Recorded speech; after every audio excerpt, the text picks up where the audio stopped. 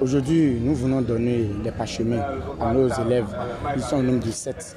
Seulement, c'est le nombre de 7. Les donner des parchemins, les habiller et aussi les décorer. Et en plus, les gratifier. Pour les encouragements, ça va commencer et ça va terminer. Pour les motiver, pour des joies à venir. Pour les dire de continuer dans ce même sens et de faire un effort pour que le pays puisse avancer. Parce qu'on a besoin de nous pour nourrir tout le monde, pour nourrir des gens, même le président de la République, avec le président a besoin de nous, même les ministres ont besoin de nous, tout le monde, tout le peuple a besoin de nous, même le monde a besoin de nous. Donc c'est pourquoi il faut juste les encourager à faire plus de rigueur, à faire plus d'avantages et à l'excellence par rapport à leur métier, pour les donner et pour que chacun d'eux puisse être autonome à eux-mêmes, envers la famille et envers l'État bénin. Les élèves, après avoir terminé leur formation, on les fait soumis à un examen du CQM, et après l'examen du CQM, ils iront chercher les diplômes à la direction départementale.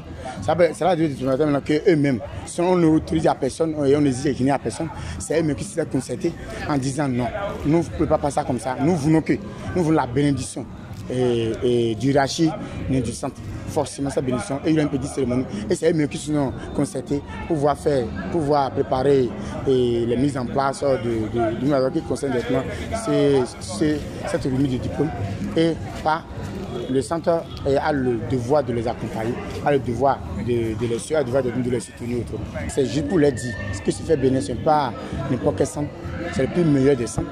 D'abord, le centre qui a pu avoir 3 autorisations, parce que ce ne sont pas seulement ce que nous faisons, il y a encore le CAP, il y a encore le DT et le BAC que nous faisons, il y a encore le collège et un peu de temps la formation.